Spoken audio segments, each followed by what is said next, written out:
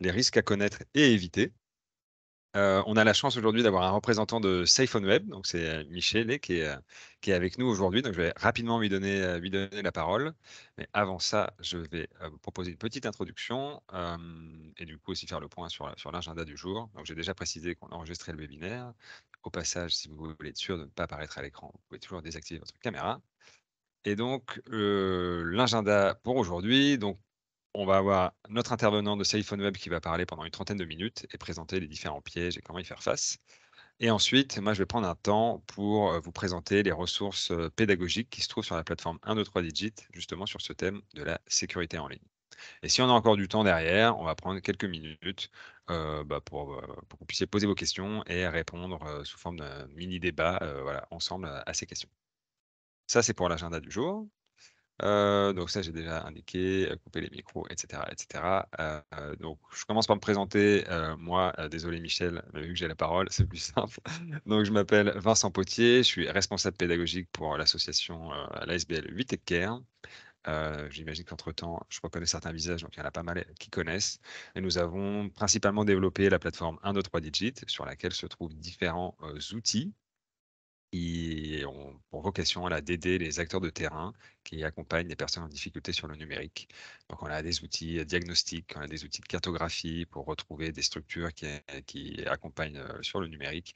Et on a également beaucoup de matériel pédagogique qui peuvent être utilisés pour animer des ateliers sur différents sujets sur le numérique. Voilà pour ma présentation. Je passe peut-être la parole à Michel. Michele, pardon. Oui, voilà, Michele. En fait, je sais Michele, pas si pardon. vous... Voilà, c'est mes origines italiennes qui me trahissent. Donc, je suis un monsieur, comme vous voyez à l'écran. Bientôt, je vais vous présenter les slides que j'ai préparés pour aujourd'hui. Donc, je vous remercie d'abord pour l'invitation. Avec plaisir. Donc, je vais activer le partage. Faut peut-être que Voilà. je... Ah non, c'est bon. Voilà. Donc, là, je vais juste m'assurer que j'ai bien partagé le son aussi, parce que là, tantôt, voilà, le son est partagé, parce qu'il y a une petite vidéo en cours de présentation. Voilà. Donc, voilà, Vincent, si tu me dis OK, je peux commencer ma Moi, c'est visible présentation. chez moi à l'écran, donc c'est OK, parfait. J'imagine que c'est pareil pour tout le monde. Donc, je donne le go. C'est parti. OK. Donc, voilà, je vais mettre un petit minuteur aussi pour me donner une indication sur le temps. Je vais donc vous parler de la campagne CephoneWeb. Donc, CephoneWeb, c'est une marque qui est développée par le Centre pour la cybersécurité Belgique, dont je suis un membre et je suis porte-parole. Et c'est une instance publique, une autorité publique qui chapeaute un peu toute la politique de cybersécurité en Belgique. Donc, je vais diviser ma présentation en deux parties. Donc, un peu présenter ce qu'on fait avec CephoneWeb, qui est toujours une référence. Allez, si vous êtes dans le domaine de la cybersécurité, c'est vraiment, on essaie de rassembler là toute une série de ressources qui peuvent être utiles. Et la deuxième partie, ce qui m'a été demandé, c'était un peu plus de parler de la sécurité pour les dispositifs mobiles, donc les smartphones, qui était en fait notre campagne de l'année passée, 2022. Actuellement, donc lundi, on va lancer notre prochaine campagne. Donc le mois d'octobre, c'est le mois européen pour la cybersécurité. Et donc, chaque année, au mois d'octobre, on lance cette campagne de sensibilisation. Alors, je vous épargne un peu toute la machinerie qu'il y a derrière le Centre pour la cybersécurité. Juste en un mot, pour vous dire que dans la cybersécurité, c'est pour ça que je vous remercie encore une fois pour l'invitation, euh, c'est un travail d'équipe en fait. Seul, on ne peut jamais affronter le travail et ce que ça représente de lutter contre les cybercriminels au quotidien. Et donc, c'est pour ça qu'on travaille avec des partenaires et on fait partie de la Cyber Coalition, Security Coalition pour la Belgique, qui rassemble différents secteurs, donc académiques, professionnels, donc secteur bancaire, assurance, et les universités, ainsi que les pouvoirs publics, parce qu'il y a différents acteurs aussi au niveau public. Une des missions du Centre pour la cybersécurité Belgique et ainsi que tous les partenaires qui sont associés, c'est de promouvoir un peu des actions de sensibilisation. Et donc, SafeOnWeb, c'est là qu'intervient SafeOnWeb, la marque SafeOnWeb. Donc, c'est d'abord un site sur lequel, comme je le disais, il y a toute une série d'actualités, d'outils, de conseils. Bon, j'espère que la marque SafeOnWeb vous est connue et que vous la consultez. On est présent sur différentes plateformes, Facebook, Instagram, Twitter, X et YouTube. On a également une application, mais je vous en parlerai. Et encore une fois, ici aussi, l'aspect de partage de l'information par exemple, au niveau des campagnes d'arnaque ou d'escroquerie qui sont en cours, c'est une des plateformes qui permet d'échanger les informations sur les arnaques ou les pièges à éviter et de façon assez, allez, je veux dire, actuelle, puisqu'on envoie deux, trois euh, alertes sur l'application chaque semaine. Donc, c'est un outil qui est vraiment assez intéressant de suivre. Alors, les campagnes, je vais passer assez rapidement les différentes campagnes qu'on a menées depuis 2017, puisqu'il faut savoir que le Centre pour la cybersécurité existe depuis 2014. La première campagne, à ma connaissance, c'était en 2017. Et je vous le donne dans le mille, le thème était le phishing. Et le phishing, un peu, allez, j'ai envie de dire, c'est le dada de SafeOnWeb. C'est vraiment le centre, le cœur du métier. Moi, quand on me demande quel est mon métier, je dis, ben, j'apprends aux gens à ne pas cliquer sur des liens. En gros, et c'est ça le principe du phishing, c'est de vous faire cliquer sur un lien pour vous mener quelque part et probablement vous soutirer vos informations, voire pire, avoir accès à vos comptes bancaires, etc. Donc, la première campagne, c'était déjà apprendre à reconnaître les messages de phishing. Et on avait développé à l'époque un test qui est encore, je pense, en ligne, donc qui permet de faire le test pour voir si vous-même vous feriez piéger par certains types de messages. Donc pour chaque campagne, vous allez voir, une année sur deux, c'est le phishing. Donc, donc une année, c'est le phishing, et puis une autre, l'année suivante, c'est un aspect un peu plus technique. Justement, donc l'année passée, c'était les smartphones. Et chaque fois, il y a une espèce de call to action, donc une action qu'on essaie de promouvoir. Et bon, là, c'était de faire le test sur le phishing pour apprendre à reconnaître le phishing. En 2018, on avait développé un indice de santé digitale qui est toujours en ligne sur la plateforme SafeOnWeb. Si vous allez tester votre sécurité, vous pouvez encore voir un peu, faire ce test pour voir un peu quel est votre niveau, votre maturité pour différents aspects, hein, notamment les backups et les mises à jour. Donc, c'est un peu nos mantras, tout ça, c'est le phishing, les backups, les mises à jour, les mots de passe. Donc, c'est tous les thèmes qu'on va développer. Donc là, c'était l'année un peu plus technique. Et l'année suivante, je vous le donne en mille, on revient sur le phishing en 2019 avec, on relance un peu le test sur le phishing avec un autre thème. À chaque fois, on essaie de varier un peu les thèmes des campagnes. Là, c'était un peu l'aspect zen, rester zen. Et alors après, en 2020, apparaît notre chevalier qui nous a un peu collé à la peau pendant 2-3 ans parce qu'il y a eu toute une série de vidéos qui ont été faites à ce sujet-là et c'était un peu plus humoristique. Donc la première année qu'on a utilisé le chevalier, c'était pour, avec le second, les mots de passe s'est dépassé et on voulait un peu promouvoir la sécurisation par des mots de passe forts ainsi que l'utilisation de l'authentification à deux facteurs. J'imagine qu'entre-temps, la plupart d'entre vous l'utilisent. En tout cas, si ce n'est pas le cas, on l'encourage très fortement. En 2021, on retourne sur le phishing, on a introduit l'application justement qui envoie des alertes par rapport aux campagnes qui sont en cours et pour essayer de les déjouer.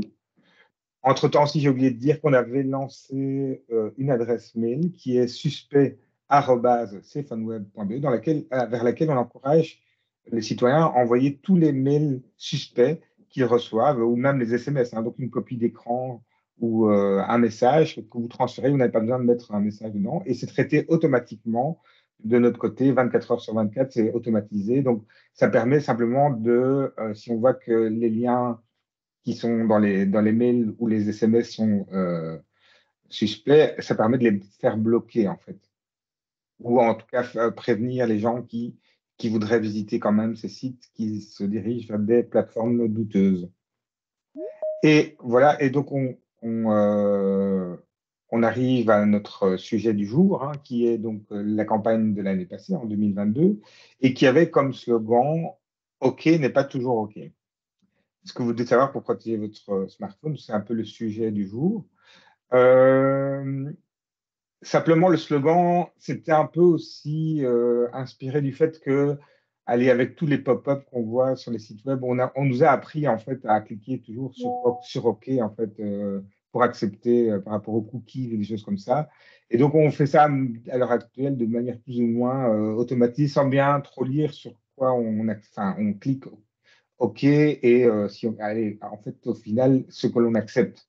Donc, le slogan, c'était OK n'est pas toujours OK, c'était, ça fait référence à ça, ne pas toujours accepter les petits messages d'avertissement qu'on reçoit.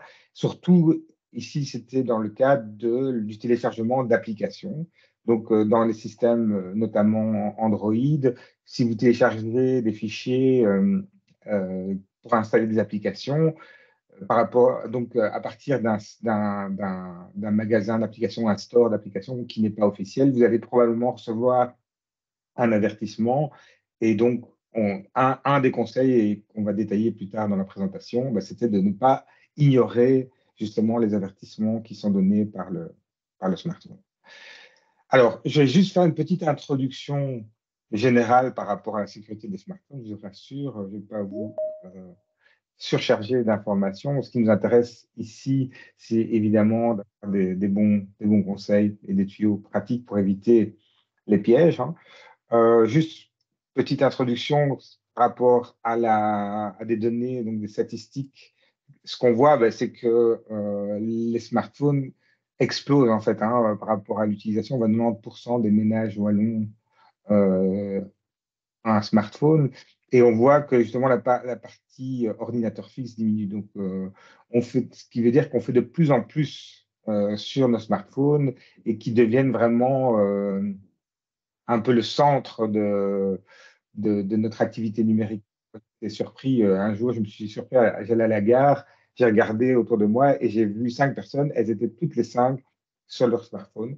C'est un petit côté déprimant parce que bon, on aime bien l'aspect humain finalement, mais c'est quand même, ça montre à quel point aller pour regarder les horaires des trains, aller pour faire nos virements, aller la plupart d'entre nous maintenant, on n'utilise plus notre ordinateur, on passe directement par le smartphone.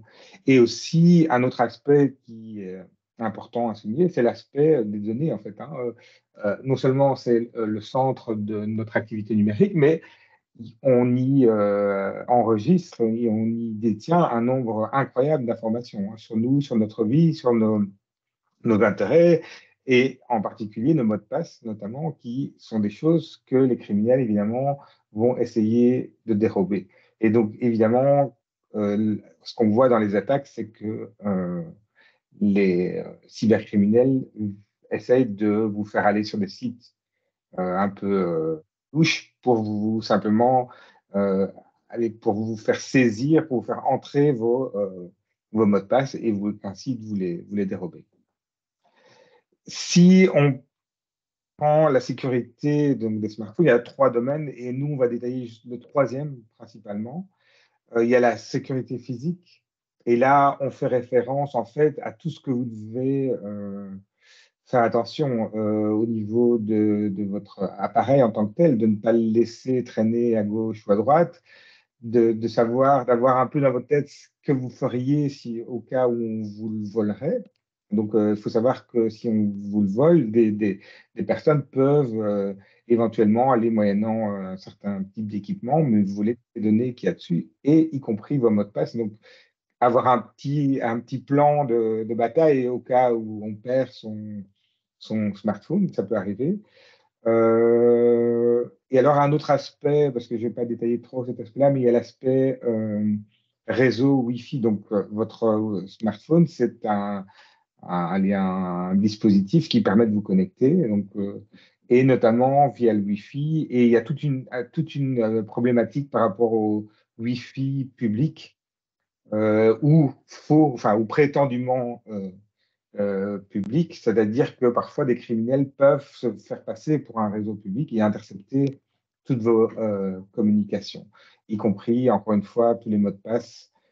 D'où l'importance de bien veiller à faire attention aux réseaux sur lesquels on se connecte et aussi d'essayer si on est obligé de se connecter sur un Wi-Fi public, de ne pas lui faire pour des applications bancaires ou des choses comme ça, même du mailing avec qui apparaîtrait en clair sur ce réseau. Un deuxième domaine, c'est la sécurité en ligne. Et là, c'est encore une fois notre cœur de métier, le phishing.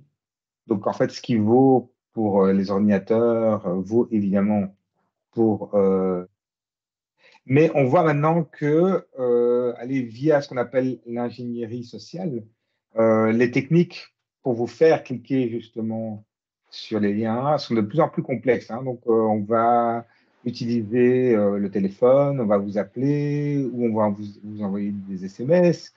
Et maintenant, il y a toute une tendance avec l'intelligence artificielle qui permet d'imiter les voix ou même d'imiter les personnes en vidéo par ce qu'on appelle les deepfakes. Et donc, voilà, donc vraiment être très prudent par rapport à ces choses-là. Une tendance qu'on voit, parce que aussi donc, le smartphone est de plus en plus utilisé dans le contexte professionnel. Euh, une des tendances vraiment très actuelles qu'on voit, c'est les faux supports informatiques. Donc, quelqu'un vous contacte qui est soi-disant de votre support informatique, de votre société ou votre organisation. Et en fait, bah, ce sont des criminels qui vont vous faire toute une série d'activités bah, qui aboutiront à vous faire transmettre vos mots de passe ou vos identifiants. Et donc là, c'est la porte ouverte pour accéder à toutes vos données. Il faut savoir aussi quelque chose qui est très important. Donc, c'est au niveau des attaques, même les plus complexes, hein. Je ne sais pas si vous êtes familier avec le terme de ransomware. Ce sont des attaques qui visent souvent des entreprises et qui visent à pénétrer dans les réseaux pour crypter les données et demander une rançon pour les débloquer. Eh ben, ces attaques-là, donc même les plus complexes d'entre elles, elles commencent par un vol de données, donc par le phishing. Donc, le phishing est souvent la porte d'entrée pour mettre un pied dans une organisation. Et après, une fois qu'on a un pied dedans, on va développer toute une série de stratégies. Mais donc, c'est pour vous indiquer que c'est vraiment le centre, hein, le phishing, de la sécurité. Donc, la prévention contre le phishing, c'est vraiment un truc qui nous tient vraiment à cœur. Une autre tendance au niveau de l'ingénierie sociale, c'est les discussions sur LinkedIn ou les invitations sur LinkedIn où voilà, on vous fait miroiter toute des possibilités de carrière ou des choses comme ça, mais finalement, ou des recruteurs qui n'en sont pas, et finalement, bah, ce sont des criminels, et ben, ils volent vos données, quoi. Et donc, ce qu'on va développer un peu plus aujourd'hui, c'est l'aspect système et application, donc les applis. Donc, justement, notre campagne était basée sur les applis. Un petit mot sur iOS versus Android. Est-ce qu'il y en a un qui est plus sûr que l'autre? C'est un grand débat. Je ne rentre pas trop dans la controverse parce que ils ont tous les deux leurs points forts et leurs points faibles. On va dire que Apple est un écosystème un peu plus fermé. Et au niveau de la sécurité, bah, ça a ses avantages. Android développe beaucoup maintenant les aspects justement de sécurité pour qu'ils soient vraiment dans le cœur du dispositif. Et donc, il y a vraiment beaucoup de progrès qui ont été faits. Encore une fois, le problème avec Android, c'est que comme c'est un système qui est un peu plus ouvert, on peut télécharger des applications à partir de sites web. Et si les sites web sont criminels, eh bien, évidemment, on va télécharger un virus qui a la forme d'une application. Et ce virus, il va dérober toutes les informations qu'il peut dans le système, y compris les mots de passe et des choses comme ça. Donc, vraiment faire très attention à cet aspect de télécharger des applications. Je reviendrai encore à partir simplement des stores officiels. Une petite question, Mickaël, est-ce que Oui. sur Android, on vous recommandez d'installer des applis antivirus? Oui, en fait, on recommande oui, particulièrement sur Android. Sur iOS, ça a un peu moins de sens parce que justement, il y a vraiment une isolation des applications. Donc, ça veut dire qu'une application ne peut pas communiquer avec une autre application sur iOS, tandis que sur Android, c'est un peu plus le cas. Donc, pour Android, ça a du sens d'installer Ok. même si elle est en respectant toute une série de comportements qu'on décrit dans notre campagne, eh bien, on se met déjà pas mal à l'abri des gros problèmes et des gros risques, en fait, hein. Mais bon, c'est jamais quelque chose de mauvais d'installer un antivirus, même sur son ordinateur.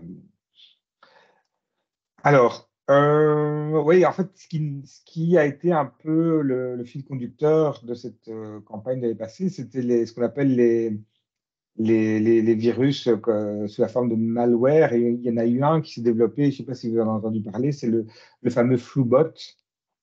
Le Floubot, c'était justement par rapport à la pandémie.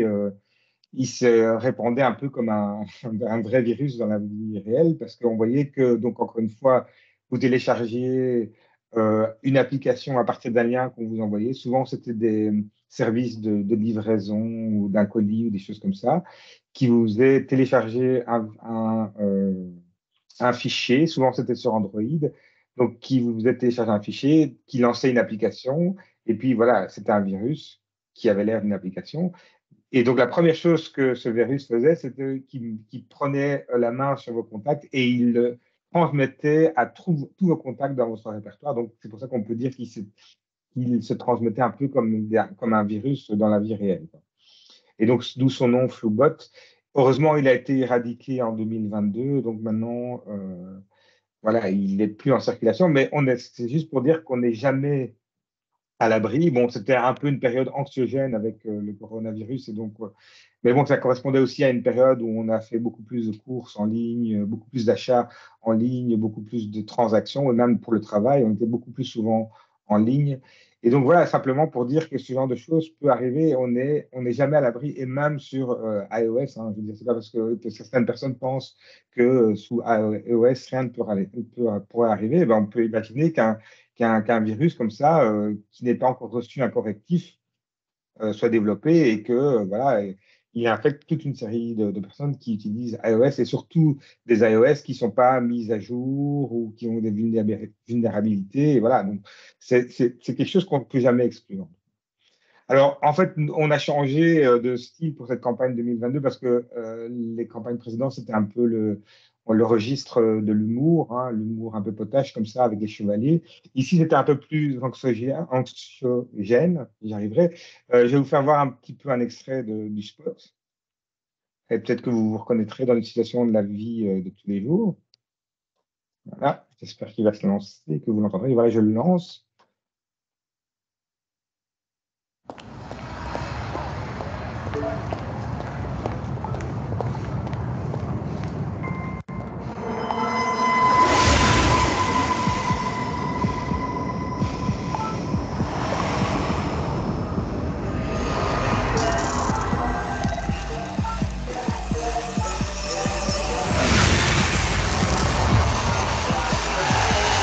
Cliquer sur OK n'est pas toujours OK. Téléchargez uniquement depuis les stores d'applis fiables. Voilà, donc ce conseil, allez, c'était vraiment le point de départ de notre campagne, c'était de télécharger des applications à partir des stores officiels. Et voilà, je vous ai un peu expliqué le principe, hein, comment ça se passait pour vous contaminer. Je vais passer directement aux conseils qu'on a donnés à l'occasion de cette campagne.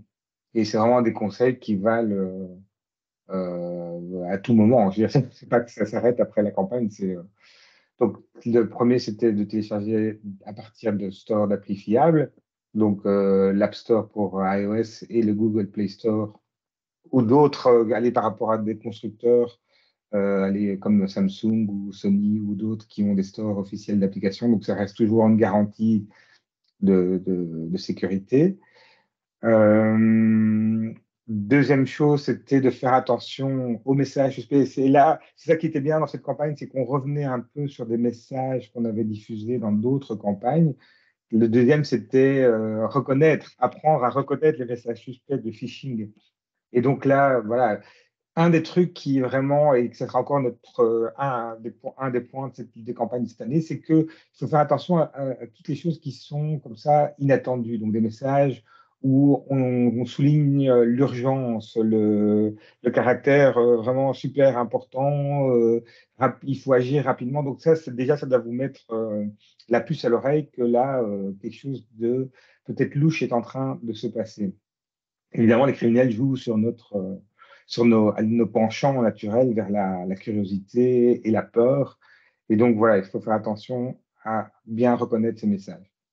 Ouais, c'est ça, Le, quand on a peur, après, on n'arrive plus à réfléchir, on rentre dans un espèce de voilà, tunnel où ouais, tout ce qui est raison et réflexion, bah, c'est plus actif.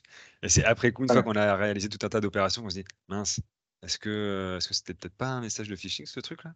Et Ouais, là, du coup, on en ressort et c'est là qu'on se réalise en général qu'on a peut-être fait une petite boulette. ouais, c'est ça. Et c'est un sentiment qu'on a tous eu en moi-même. Allez, je l'ai vécu. Donc, c'est vraiment allez, la curiosité. Et parfois, on dit la curiosité est un vilain défaut, mais voilà, parfois, il faut juste pas cliquer, quoi. Ouais. C'est c'est aussi simple, ça a l'air facile à dire, mais voilà. Alors, la troisième chose qu'on mettait en avant, c'était de ne pas cliquer, de ne pas ignorer, pardon, les messages d'avertissement. Donc, je le disais notamment sur Android, il y a quand même des mécanismes qui se développent par rapport à des applications qui ne sont pas dans les stores officiels. C'est qu'on vous dit, voilà, vous allez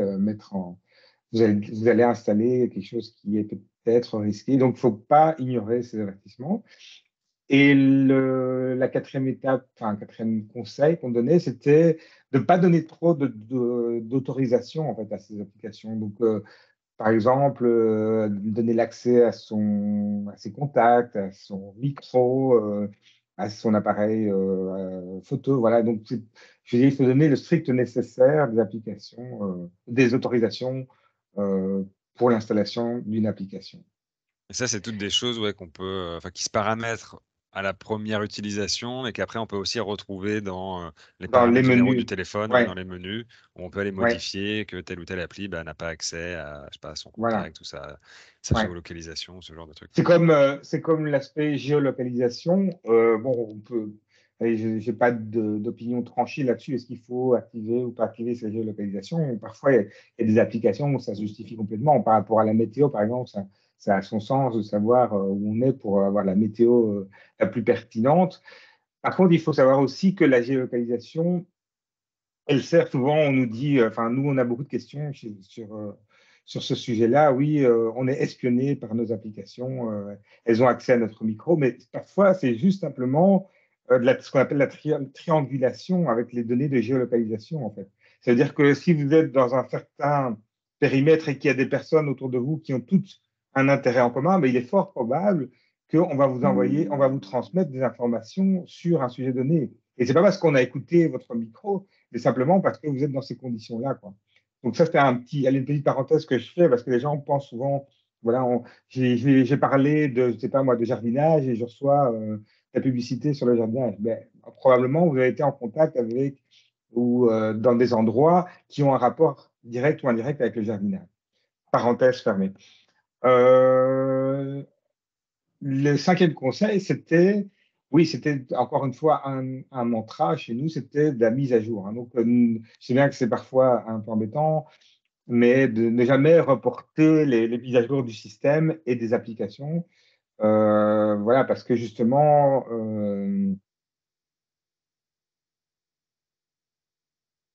on connaissent normalement les failles qui sont mises à jour dans leur système. Et donc, c'est intéressant de faire les correctifs au bon moment.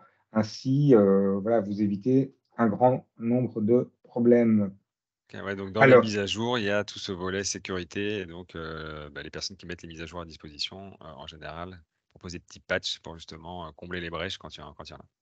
exactement. Donc, il y a souvent allez, même des services, ce qu'on appelle de vulnerability disclosure, c'est un mot bien anglais, mais c'est donc il y a des personnes qui font que ça comme métier, qui essaient de trouver des failles dans les systèmes et qui les transmettent à Apple ou à Google ou à Android. Et donc, voilà. Et donc, quand ces failles sont corrigées, ben, on les rassemble et on fait une mise à jour des systèmes. Alors, pour une autre parenthèse par rapport à justement Android, une des difficultés en fait par rapport à justement à iOS, c'est qu'il y a une diversité plus importante de systèmes et donc justement les failles remontent beaucoup plus douce, enfin moins vite que sur iOS en fait. Donc ça c'est un des problèmes de Android, mais bon iOS a aussi d'autres problèmes. Donc c'est juste pour aller donner un petit peu de contexte. Voilà. Donc ici, on est sur le premier conseil. Les reconnaître des messages. Là, vous en avez. Et vous pouvez faire le test en ligne. Hein. Je l'ai partagé dans le chat. Ouais. Ah, voilà. Donc, c'est le même principe que le phishing, à part que c'est un SMS ou un message sur une messagerie WhatsApp ou quelque chose comme ça. Donc, comme je répète, par rapport à l'adresse suspect@stephenweb.be, vous pouvez transmettre vos copies d'écran, juste vous les transférez sans message et elles seront analysées. Donc, nos systèmes permettent d'aller dans les images et de vérifier les liens qui se trouvent pour voir s'ils Et, sont malveillants ou et- pas. et juste par curiosité, comment ça marche derrière? Si, admettons, le système détecte quelque chose qui est potentiellement suspect, il se passe quoi après chez vous? Alors, en fait, il y a différentes choses qui se passent. Je ne vais pas être dans le détail, mais il y a un des aspects, c'est qu'on travaille en collaboration avec Google, Microsoft, qui, eux, recensent un peu tous ces sites. Et donc, quand vous allez aller surfer vers ces sites-là, vous allez avoir un avertissement de sécurité. Donc, D'accord, ok. ça c'est un des mécanismes. Et puis, il y a un deuxième mécanisme qui est le fait qu'on travaille aussi avec les fournisseurs d'accès belges et eux donc recensent aussi tous ces liens et mettent en Les place aussi blocs. ouais, les blocs carrément ou mettent au minimum un avertissement allez, comme c'était le cas pour les Google et Microsoft. En fait. Ouais, c'est ça. Moi, Donc ça, j'utilise Gmail et c'est vrai que des fois, je vois des messages d'alerte qui disent ce mail est potentiellement frauduleux ou voilà, c'est tout. suspicieux. Et même parfois dans le navigateur même. Hein, donc c'est alors, donc ici, on voit des illustrations, des messages que vous pourriez avoir allez, d'avertissement, hein, que vous rentrez dans une zone incertaine et qu'il ne faut pas ignorer. Je vais accélérer un peu parce qu'il y a plus. Donc, c'est toutes les choses qu'on a dit par rapport à la limitation des accès. Toute la mise à jour.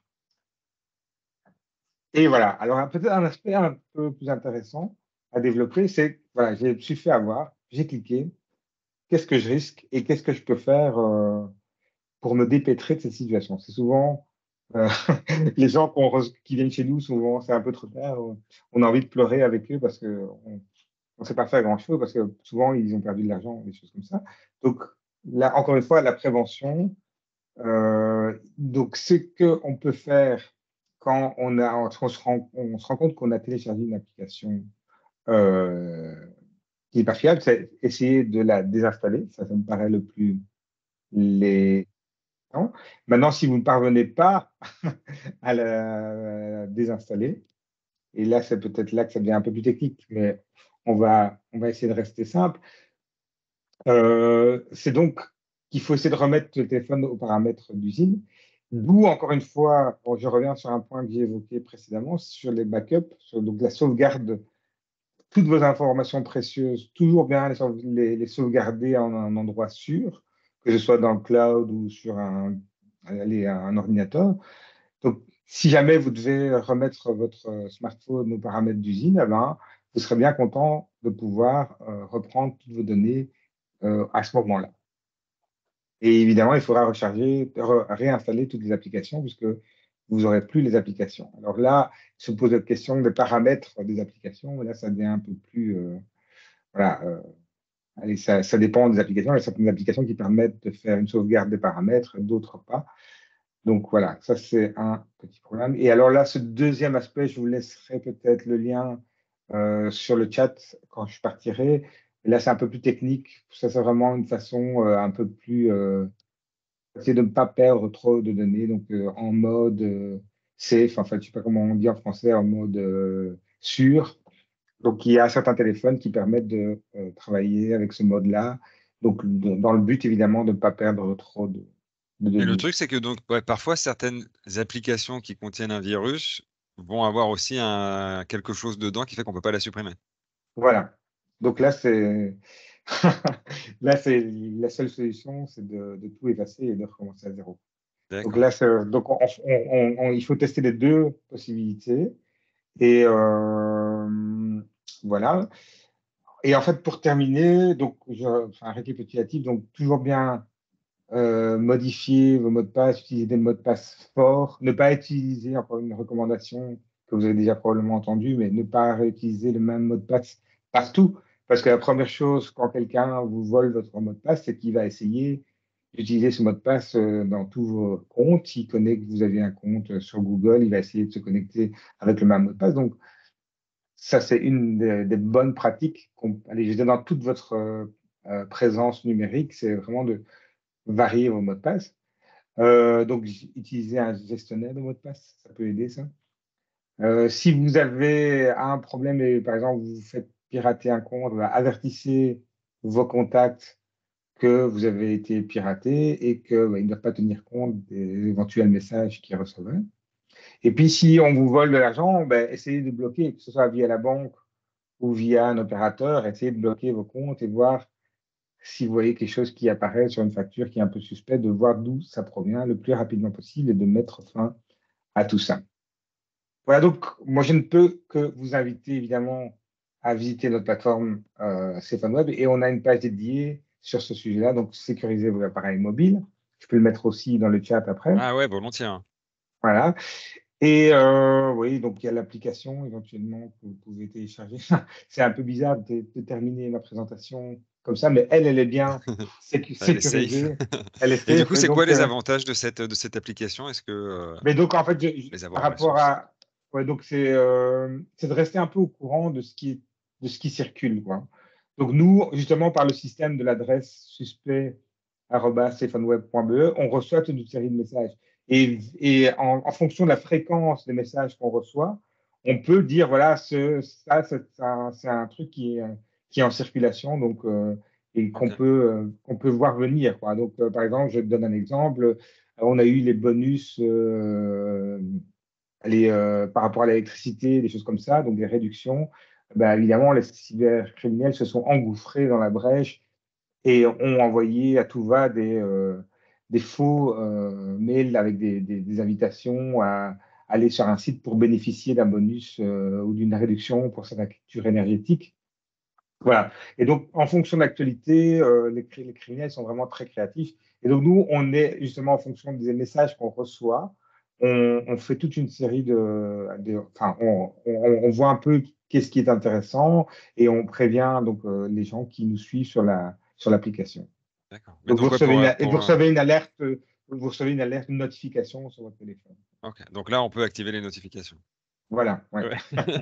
Du coup, Mais donc, juste pour faire voilà. clair, parce que je me souviens qu'on a déjà pas mal de fois entendu ça allez, de différentes personnes. Parfois, ouais, vu qu'on voit Safe on Web, on a l'impression que ça marche un peu comme un antivirus, que ça va, entre guillemets, installer Non, l'appli, ça va protéger le téléphone. Mais en fait, non, c'est non, pas du plus tout. un truc de veille qui permet Voilà, d'être informé d'informations, ouais, c'est ça. Et en Ouais. fait, ces mêmes notifications, on les retrouve sur le site dans notre rubrique D'accord. Ok. risque C'est la actuel. version mobile Voilà, c'est Ouais. exactement la même chose. Ok. Mais donc, c'est mis à jour toutes les semaines, tu dis, et donc ça a quand même un intérêt Oui, on de envoie rester à deux, jour. trois, ouais, voilà, on envoie deux, trois notifications par semaine. Donc, voilà. Ok. Évidemment, par rapport à notre campagne, comme je le disais en tout début de présentation, on ne peut jamais essayer de résoudre tout seul. Donc, et si vous, dans votre organisation ou à travers vos canaux, vous voulez partager notre matériel de campagne, vous pouvez, évidemment, c'est public Vous pouvez le télécharger. On a une page matériel de campagne sur le site Je SafeOnWeb. voyais qu'il y avait une question justement dans le chat à ce sujet-là. Oui. Est-ce On que. peut passer aux questions, justement. En fait. Bah voilà, du coup, on y est. Belle transition, magnifique. Oui. Merci en tout cas déjà, Michele. Oui, je vais arrêter Et ma donc, la caméra. question, c'était est-ce que ces campagnes sont toujours disponibles sur le site? Donc, j'imagine les campagnes des années précédentes. Oui. En fait, si vous allez sur le site web, dans le menu principal, il y a matériel de campagne. Et en bas, il y a toutes les années précédentes. Ah, ok, attends, je vais peut-être le partager dans le de- chat. Ah ouais, je vois, ok. Et là, il y a Donc, ça remonte à 2023. 2017. Enfin, normalement. Moi, je vois que. Ah ouais, donc après, on voit. Donc, il faut Tout scroller en vers le bas, oui. bas et après, on Ouais, a les différentes tout en campagnes. bas de la page. Ouais. Et donc là, Ok. le premier matériel qu'on voit, c'est le matériel qu'on va lancer lundi. Ce lundi, on lance la nouvelle campagne 2023. Donc, comme vous voyez, on fait campagne jusqu'au dernier jour par ma présence ici. Ouais. Donc lundi, on relance une nouvelle campagne qui est axée cette fois-ci sur le phishing. D'accord. Top. Voilà, Je j'espère regarde. que j'étais assez clair sur le sujet. Maintenant, s'il y a des questions, je peux essayer d'y répondre. On a Ouais, un peu pour de l'instant, je temps. voyais, il y avait cette question sur les campagnes. Si vous voulez poser une question, donc il y a toujours le chat qui est ouvert. Sinon, vous pouvez activer votre micro et poser une question directement à Michele. Et moi, j'avais peut-être une petite question. Tout à l'heure, il y avait un slide avec les 5 conseils à partager. Est-ce que ça, c'est quelque chose qu'on peut envoyer aux participants d'aujourd'hui? Oui, bien sûr. Et en Ouais, fait, ça se trouve dans le matériel de campagne 2022. On a un petit d'accord. dépliant et il se trouve sur cette page-là et il y a les conseils s'y trouvent en fait. D'accord, je le trouvais assez synthétique et voilà, intéressant à Ouais, partager, celui-là. ouais, il est sur le dépliant. Cool. Et moi, j'avais peut-être une autre question. Je vois qu'il y a Oui. des gens qui sont en train de taper, donc en attendant. Ouais, sur la partie sécurité physique, donc de protéger avant de se faire voler quoi que ce soit son GSM. C'est quoi les recommandations que vous préconisez? Par rapport à ça, c'est un peu du bon sens. Hein. Donc, il y a donc d'abord quelque chose qui est dans nos pages principaux, c'est les backups, les sauvegardes. Hein. Donc, si un jour on vous vole ou vous perdez votre smartphone, avoir toujours vos données à disposition et éventuellement utiliser le chiffrage. Je sais bien que c'est un peu plus technique, mais essayer de protéger d'une manière ou l'autre vos données. Ok. Et après, le reste, c'est des conseils de bon sens. Allez garder un œil sur votre smartphone, faire attention à ce que Pas quelqu'un le ne laisser regarde traîner. pas, Ouais. que quelqu'un ne regarde pas derrière vous, vous épie un peu comme ça quand vous êtes en train de l'utiliser. Voilà, éventuellement, ouais, il y a cet aspect, la géolocalisation, là, va retrouver, je sais bien que sur iOS, ça existe ce genre de choses, sur Android aussi. De retrouver l'endroit où est votre smartphone, mais en même temps, voilà, ça suppose que vous ayez toujours la géolocalisation. Donc, il y a du Ouais, pour et du contre. Donc, c'est ça. voilà. Plus ça Donc, consomme un peu de batterie. J'avoue. ouais, Moi, voilà. personnellement, je Ouais. le désactive. Ouais, ouais, non, mais c'est ça, je dis, il n'y a jamais quelque chose qui est la panacée des 100%. Ouais, c'est problèmes. ça, Ouais. quoi. Ok, top. Voilà. Je vois qu'il y a quelques questions dans le chat, mais c'est plus lié à la présentation. Est-ce qu'on pourra recevoir les slides de la présentation? Ça, j'imagine que tu pourras me les Oui, partager. oui, oui, Ouais. oui, Et je peux le après, moi, je partager. les enverrai aux participants. Ouais. Autre question. Toutes les infos se trouvant sur le site, peut-il être partagées sans restriction? J'imagine Oui, que pour oui. autant oui, donc c'est public, pour autant que vous mentionnez la source. Ok, top. Après, je crois que c'est la même question. On peut diffuser vos campagnes et présentations sur nos réseaux et utiliser. Oula, ça a bougé. Et utiliser ces ressources dans nos formations. C'est Ouais. public, c'est le Donc les domaine public. exercices, les exercices sur Open le. source. Voilà, donc on peut diffuser mais on mentionne effectivement que ça a été développé par SafeOnWeb. Et donc ça peut être utilisé dans des formations et j'imagine tout ce qui est test de phishing et tout ça. Et là, je vois un message impossible d'installer l'application car version Android de mon appareil est trop récente. Et on a un petit problème par rapport à Ah, ça avec la toute dernière version d'Android, mais on y travaille, voilà. ok, bon bah, Pour voilà. Mais c'est connu, en fait, le problème est connu. Yes. Ok, mais il n'y a pas d'autres questions, donc sauf si quelqu'un se manifeste à la dernière seconde, on va pouvoir libérer Michele, que du coup je remercie chaudement au passage pour la présentation complète. Ok, donc je Et te transmets les slides. Hein. yes, et Ah, après moi je voilà, retransmets aux différents participants. super. Un grand merci en tout cas pour l'invitation. Eh bien, avec grand plaisir. Et moi, je vais du coup enchaîner. Au revoir, Michele. Et Au moi, je revoir. reprends le flambeau. Je vais d'ailleurs partager mon écran pour vous présenter, enfin faire un rapide passage sur la plateforme 1, 2, 3 Digit avant de se quitter. Attendez, j'active le partage d'écran. Voilà. Donc, logiquement, chez vous, vous devez voir l'écran. D'ailleurs, j'étais sur SafeOnWeb parce que je suis parti chercher des liens. Si vous pouvez m'indiquer dans le chat que mon écran est bien visible, comme ça, je suis sûr que je suis pas en train de parler dans le vent. Ah voilà, on m'indique que c'est tout bon. Yes. Et donc, je vais naviguer par ici. J'ai partagé d'ailleurs dans le chat, parce que je vois que je ferme mes onglets au fur et à mesure. J'ai partagé dans le chat cet outil SafeOnWeb test, faites le test du phishing. D'ailleurs, je peux peut-être cliquer dessus pour vous montrer rapidement à quoi ça ressemble. Mais on a donc différents screenshots. Tout à l'heure, Michele parlait des personnes qui envoient des screenshots de messages suspects qu'ils ont reçus à cette fameuse adresse suspect@safeonweb.be. J'imagine que eux après, voilà, en récupèrent de ces screenshots pour justement proposer ces exercices.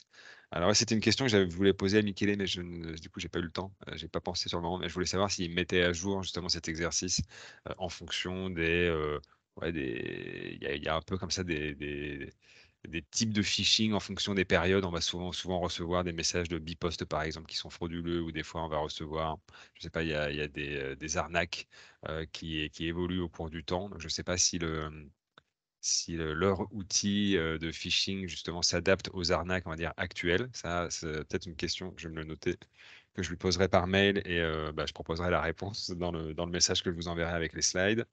Donc, est-ce que l'exercice il est mis à jour?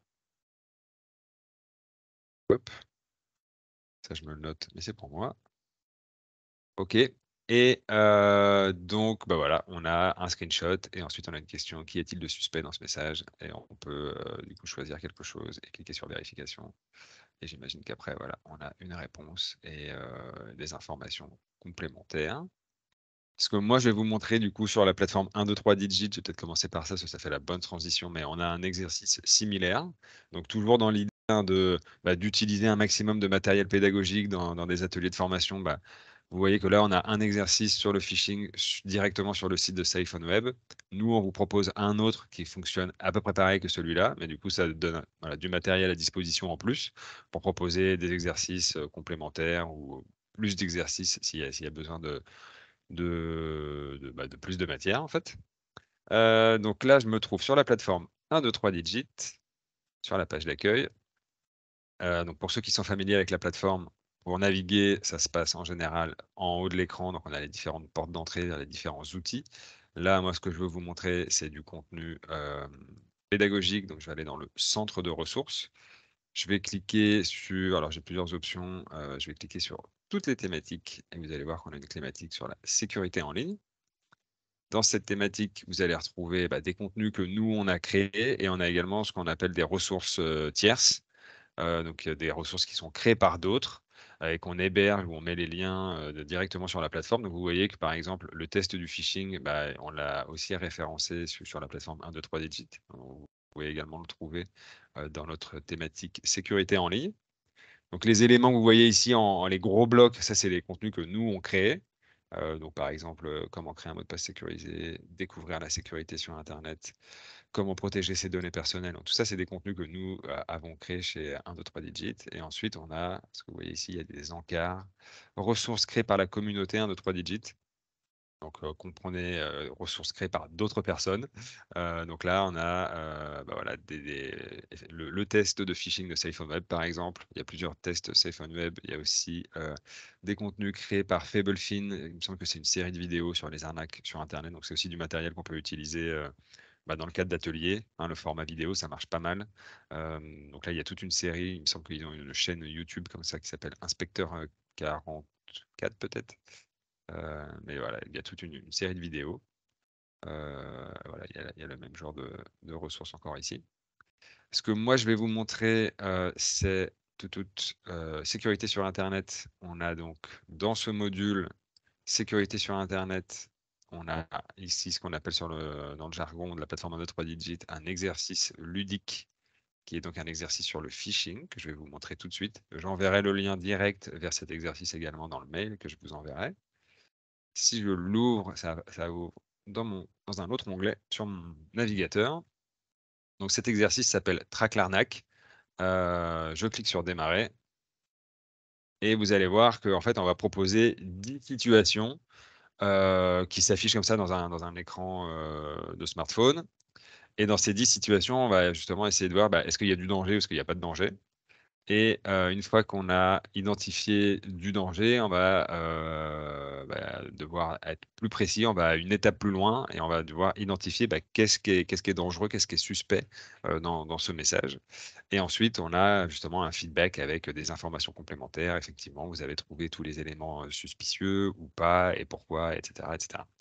Donc, je peux vous montrer rapidement à quoi ça ressemble. Donc, une fois qu'on a passé il y a une première partie avec des petits écrans d'explication qui expliquent le fonctionnement de l'exercice.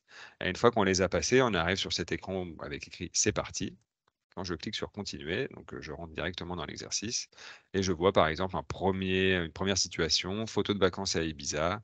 Coucou, je suis rentré de vacances, la reprise est un peu dure. Comme convenu, je vous partage quelques photos de vacances via 8transfer, etc. Est-ce qu'on se voit toujours dimanche prochain? Donc on voit que c'est Léo Hernandez qui a envoyé son message à papa et maman. A priori, ça a l'air d'être un message, il n'y a pas de danger.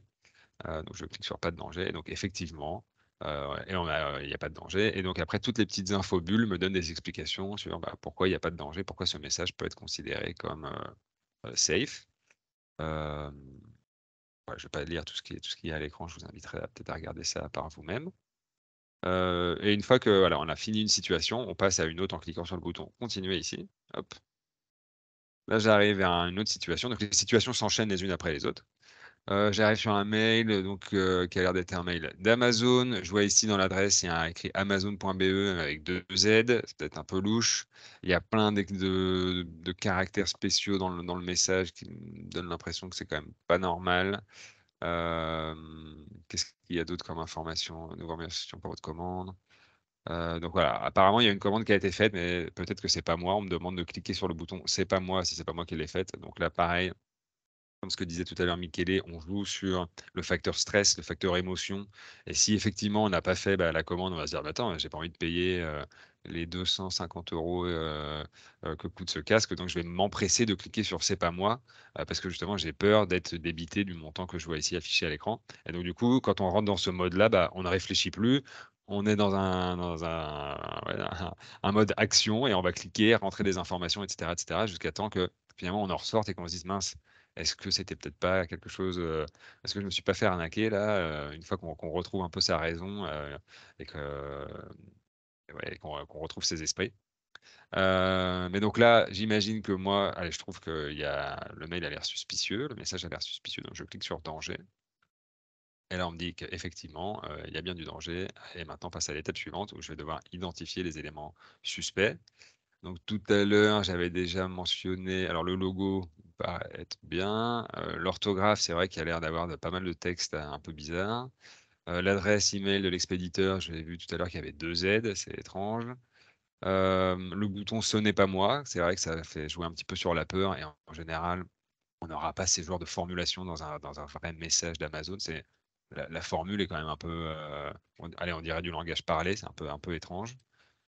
Et la situation évoque un problème nécessitant une action urgente. Bon, ça, c'est typiquement le principe du phishing, hein, faire peur pour faire en sorte que la personne ne réfléchisse plus et rentre justement dans ce mode action que j'évoquais à l'instant. Je clique sur valider. Effectivement, j'ai identifié tous les éléments suspects et après, j'ai toujours ces petites infobules qui me permettent d'avoir plus d'informations sur les différents éléments présents dans le message. Donc je vois qu'il ne reste plus trop de temps, donc je vais pas aller plus loin dans cet exercice-là. Donc j'enverrai un lien direct vers cet exercice s'il vous intéresse. À côté de cet exercice, on a également une formation interactive. Donc ça, c'est un support de présentation qu'on peut utiliser pendant un atelier, justement, où on voudrait aborder la sécurité en ligne avec un groupe dans le cadre d'un atelier, en présentiel. Et dans ce contenu-là, on va retrouver différents éléments. Donc, si je regarde la table des matières qui se trouve sur la gauche, on a introduction, les idées reçues sur les dangers d'Internet, découvrir les techniques des pirates informatiques, comment protéger son ordinateur des attaques, quels sont les réflexes à adopter, comment reconnaître des mails malveillants. Et là, du coup, dans cette partie-là, il y aura justement le lien vers l'exercice que je viens juste de vous montrer. Mais donc, on a ici, dans ce module Découvrir la sécurité sur Internet, un support de formation qu'on peut utiliser dans le cadre d'un atelier où dedans, vous allez retrouver des vidéos, du texte, des quiz, différents contenus interactifs pour aborder ce sujet avec un groupe. Donc là, je vois que par exemple, il y a un petit quiz qui apparaît, on a différentes questions pour comment dire, capter les représentations justement des personnes à qui on s'adresse. On a différents éléments interactifs avec des informations, etc., etc. Comment réagir quand on se fait pirater. Voilà, donc vous voyez, là, on traite le sujet via vidéo. Et comme je disais, hein, c'est le support à utiliser pendant un atelier. Si on va un petit peu plus loin, on va également avoir l'exercice. Alors, on a des exercices scénarisés comme ceci. Et logiquement, si je vais un peu plus bas, on va avoir le lien vers l'exercice que je vous montrais à l'instant, Track l'Arnaque. Et donc, en cliquant sur ce lien, ça m'ouvre un nouvel onglet qui me renvoie vers l'exercice que je vous ai montré juste à l'instant. Voilà pour ce module-là. Alors, il est 59. J'essaie de vous donner le maximum d'infos avec le temps qui reste. Je retourne rapidement sur la plateforme 1, 2, 3 digits. Donc, à côté de ce module Découvrir la sécurité sur Internet. Donc là, où on traite quand même principalement le piratage, le phishing, les arnaques. Il y a également d'autres choses, hein. Sécurité en ligne, c'est aussi bien gérer ses mots de passe. Donc, on a également un module sur la gestion des mots de passe. Donc, ça a la même forme, hein. C'est un support interactif avec du texte, des vidéos, des quiz, ce genre de choses. Peut-être je fais un rapide passage sur la table des matières de ce module-là. Donc, on a une introduction sur le sujet, découvrir le principe d'un bon mot de passe, les différentes techniques, les mots de passe au hasard, voilà, des techniques pour justement inventer ses propres mots de passe. Ça, c'est indiqué dans ce module-là, retenir plusieurs mots de passe, etc., etc. Donc, à chaque fois, vous avez également, je n'ai pas précisé, mais une fiche résumée qui est également intéressante quand on anime des ateliers. Si je fais peut-être rapide tour d'horizon, là il est midi, mais je prends encore quelques instants pour montrer les autres modules. On a également un module sur comment protéger ses données personnelles. Même concept, on a une formation interactive qui est donc le support à présenter et à utiliser pendant l'atelier. On a une fiche résumée qui va avec et une trame d'animation. J'en ai pas encore parlé tout de suite, mais la trame d'animation, je vais peut-être en montrer une. C'est un document PDF qui est en fait le déroulé de l'atelier. Donc, si on veut utiliser le matériel 1, 2, 3 digits, on peut avoir accès justement à cette petite fiche qui est plutôt pour le formateur, qui explique justement voilà, à quel moment on fait tel exercice, quel matériel on doit prévoir pour animer tout l'atelier si on a envie de tout animer, quelles sont les questions qu'on peut poser à un groupe pour je sais pas moi, capter des représentations ou pour lancer une activité, ce genre de choses. Donc tout ça, c'est consigné dans un fichier PDF et donc à destination du formateur, avec, voilà, ici je vois par exemple, il y a des listes de questions, il y a des éléments qu'on peut utiliser pour animer certains petits ateliers pendant le cours. Voilà pour ça. Donc ça, c'est commun à tous les modules qu'on trouve sur la plateforme 1, 2, 3 digits. Il y a toujours une trame d'animation qui explique le déroulé de l'atelier, comment il a été pensé, voilà, qu'est-ce qu'on amène dedans.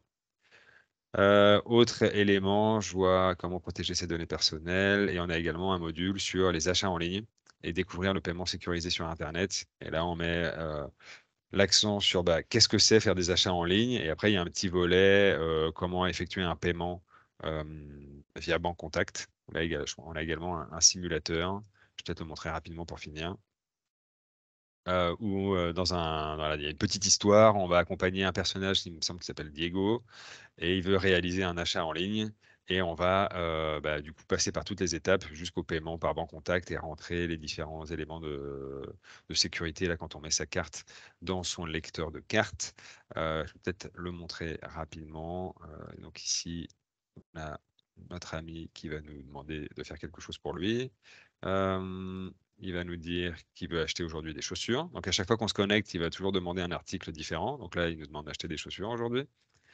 Et donc, cet exercice, en fait, il met en pratique tous les éléments théoriques qui sont également abordés dans la partie principale du module, où on aborde, je sais pas, on fait des comparaisons entre quand je vais faire mes courses chez le Deleuze, je vais passer dans différents rayons. Quand je fais des courses en ligne, il n'y a pas de rayons, mais il y a des catégories de contenu. Donc là, ici, on voit par exemple, on a des chapeaux, des sweatshirts, des t-shirts, des chaussures. Et donc, voilà, tous ces éléments théoriques qu'on aborde dans la partie principale du module, on va les retravailler ici dans cet exercice simulé. Où ici, on doit retrouver les chaussures, on doit les ajouter au panier. Je vais peut-être montrer rapidement la partie avec la carte banque contact.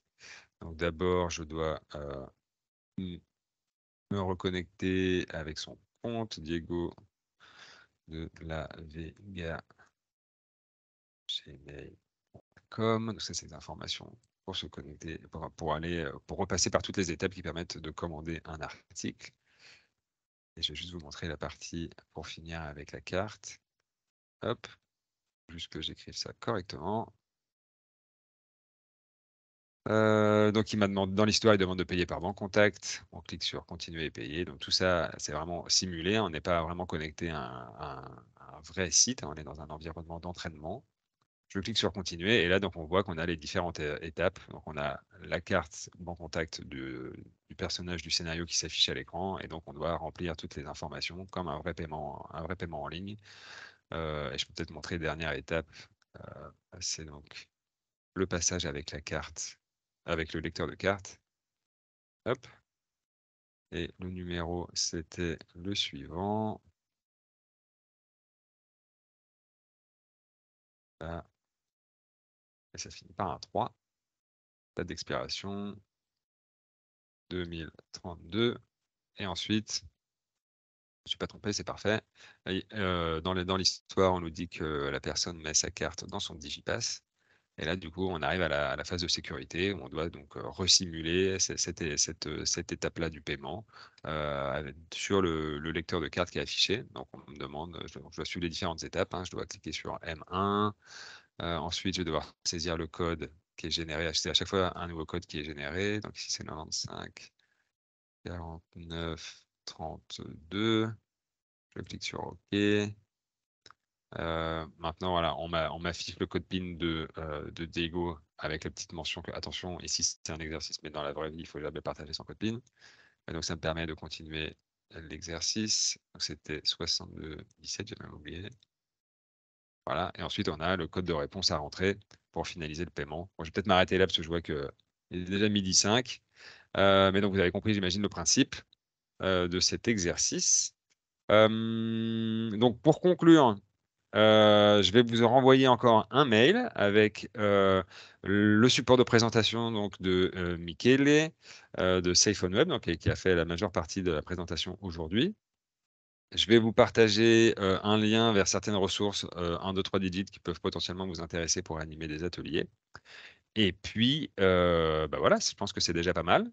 Je vous remercie de votre participation et des questions que vous avez pu poser dans le chat. Et je vous donne rendez-vous pour un prochain webinaire avec 1, 2, 3 digits. Voilà. Je vous souhaite encore un bon appétit et je vous dis à bientôt. Au revoir.